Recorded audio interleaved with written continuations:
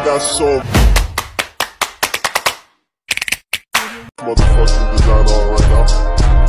Bring it down, bring it down, bring it down. I got 3 old guys on the block. Assalamualaikum warahmatullahi wabarakatuh.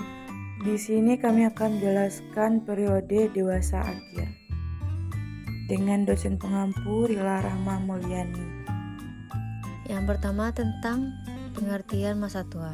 Semua orang akan mengalami proses menjadi tua, dan masa tua merupakan masa hidup manusia yang terakhir, di mana pada masa ini seseorang mengalami kemunduran fisik, mental, dan sosial sedikit demi sedikit, sehingga tidak dapat melakukan tugasnya sehari-hari lagi.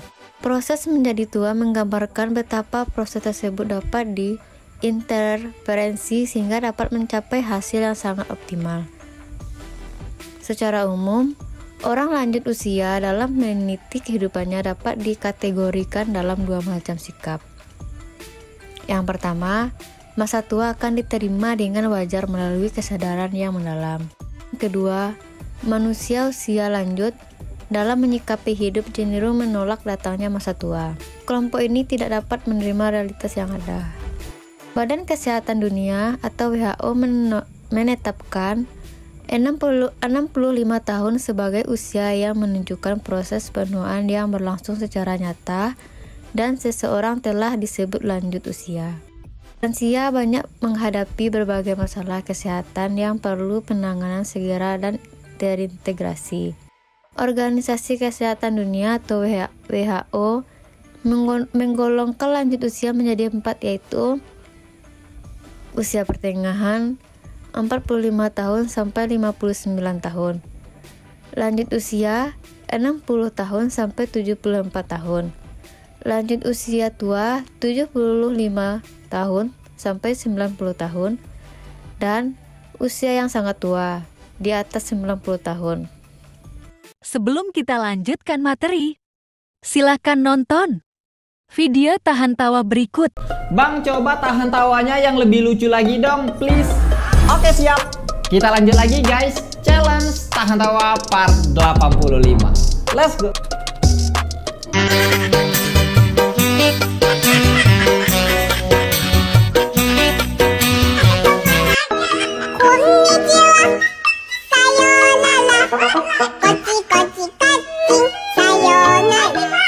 Strawberry, mangga, semut, serangga, imut, dek.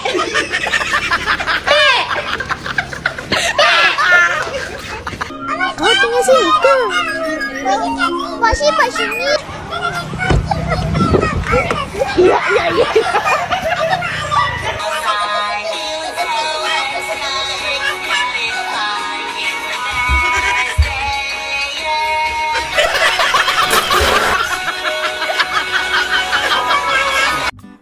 Baiklah, materi selanjutnya yaitu pandangan positif terhadap masa tua. Dalam menghadapi usia tua, orang-orang tua ataupun siapa saja hendaknya memiliki pandangan yang positif dan benar tentang masa tua, agar tidak menimbulkan kecemasan atau tingkah laku pesimis yang tidak beralasan. Yang pertama, masa tua dialami oleh semua makhluk ciptaan Tuhan termasuk manusia. Masa tua bukan dialami oleh sekelompok orang, suku, atau bangsa tertentu saja. Oleh karena itu, masa tua merupakan peristiwa yang universal. Kedua, menjadi tua adalah peristiwa yang normal setelah manusia mengalami pertumbuhan dan perkembangan. Pertumbuhan dan perkembangan merupakan peristiwa yang membanggakan. Namun, peristiwa menjadi tua tidak perlu ditakuti. Ketiga, sewaktu menghadapi masa tua, tingkah laku orang bermacam-macam karena orang yang telah tua itu mempunyai pribadi yang unik. Keadaan mental dan fisik orang sewaktu masa tua tergantung kepada kesejahteraan yang dirasakan pada perkembangan sebelumnya, dan pola hidup pribadi seperti sikap mental, hubungan sosial, aktivitas fisik dan mental, pola makan atau diet, jumlah waktu dan pengaturan waktu istirahat. Di samping itu, tingkah laku orang pada masa tua juga dipengaruhi oleh pandangan dan kesan orang itu terhadap kehidupan masa tua orang-orang tua di sekitarnya. tanpa memikirkan kenyataan bahwa tingkah laku orang masa tua itu sangat beragam. Keempat, kematian pada masa tua merupakan suatu yang normal dan merupakan suatu peristiwa yang pasti terjadi. Kenyataan dalam masyarakat, kematian sulit diterima sebagai peristiwa yang normal dan sebagian bagian dari proses kehidupan, terutama bagi orang-orang yang terlalu menikmati dunia. Kelima, menjadi tua dan sakit-sakitan bukanlah suatu yang kebetulan, tetapi merupakan peristiwa kehidupan yang ada kaitannya dengan cara hidup sebelumnya. 6. Orang berusia lanjut adalah orang yang hidup pada umur 65-105 tahun. Oleh karena itu, orang yang sudah tua paling tidak hidup dalam 2 generasi, 1 generasi sampai berumur 45 tahun. 7. Orang yang sudah tua dapat belajar, namun pola pelajaran mereka berbeda dengan anak-anak. Kecepatan belajar menurun, namun masih mempunyai kemampuan mempelajari sesuatu yang baru maupun yang lama. Selanjutnya saya akan menjelaskan tentang faktor-faktor yang menyebabkan menjadi tua.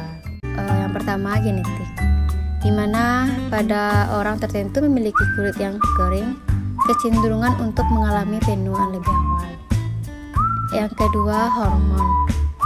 Pengaruhnya terlihat jelas pada wanita yang mengalami menopause, di mana wanita yang mengalami menopause ini, maka hormon estrogen akan menurun yang dapat menyebabkan elastisitas kulit berkurang, sehingga kulit menjadi kering dan keriput.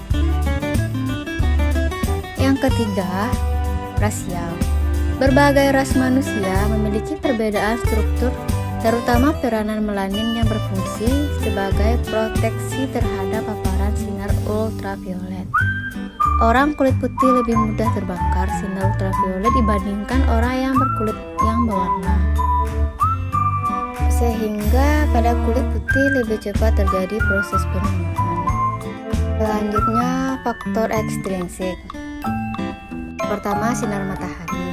Kerusakan yang diakibatkan oleh sinar ultraviolet ini berupa eritema, edema, nyeri diikuti eksfoliasi, tanning, dan penuaan dini. Yang kedua penyebabnya, perawatan kulit yang kurang tepat menyebabkan kulit menjadi kering, seperti pemakaian sabun berlebihan dan pembersih yang mengandung alkohol yang tinggi, kelembapan udara yang rendah, ruangan ber-AC, dan paparan angin. Yang ketiga, faktor yang berhubungan dengan pembentukan radikal bebas, diantaranya adalah pajanan sinar UV, radiasi sinar X, polusi udara seperti asap mobil, freon, dan asap rokok. Pajanan dengan bahan kimia dan bahan pada makanan seperti pengawet, pelezat, dan pewarna.